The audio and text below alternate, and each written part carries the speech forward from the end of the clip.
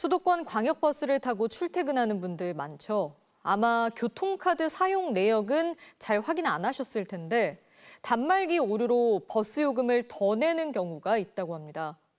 실제 있지도 않은 이른바 유령 정류장에서 버스를 갈아탄 것처럼 잘못 처리되고 있다는데요.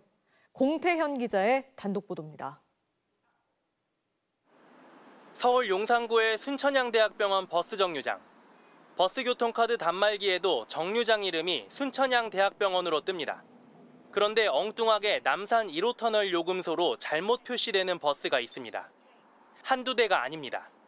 단말기 인식 오류가 발생하고 있는 겁니다. 남산 1호 터널 정류장은 운영 편의상 만든 가상 정류장이지 실제로 승객들이 타고 내리는 곳도 아닙니다. 직장인 김모 씨는 최근에서야 이런 단말기 오류 사실을 알게 됐습니다.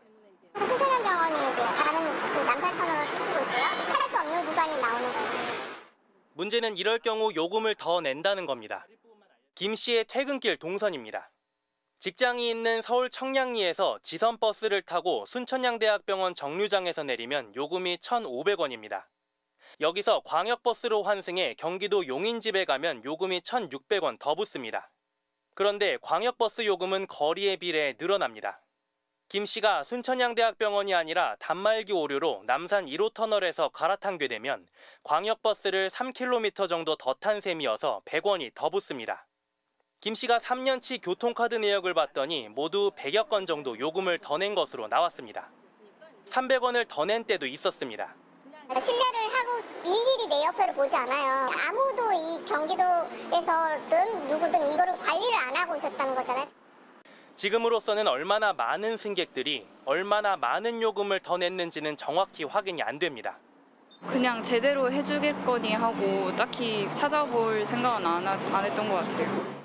올해 상반기 순천향대학병원 정류장을 이용한 광역버스 환승객은 하루 6,800여 명. 누적 환승객은 지난달까지 36만 4천여 명입니다. 왜 이런 일이 생긴 걸까요? 버스 교통카드 단말기 회사는 오류 발생 원인으로 전파 방해를 지목했습니다.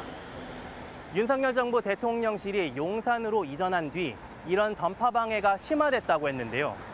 이런 원인 분석을 의회에 보고한 경기도 내부 문건을 입수했습니다. GPS 위치 정보 오류. 경기도가 파악한 원인입니다. 남산 1호 터널에 들어간 버스는 위치 정보를 읽는데 터널을 통과하고 제 위치를 잡기 전에 전파 방해로 위치 정보 오류가 발생한다는 겁니다. 남산 1호 터널로 잘못 잡히면 요금 100원이 더 부과됐고 순천향대학병원 길 건너편 정류장으로 잘못 인식되면 15km가량 더 탄 것으로 계산돼 300원이 더 붙었습니다. 제밍이라고 불리는 전파 방해는 GPS 위성 신호보다 훨씬 강한 교란 전파를 쏴서 전자기기 원격 작동을 막는 기술입니다. 요인 동선을 은폐하거나 경호 목적으로 활용됩니다.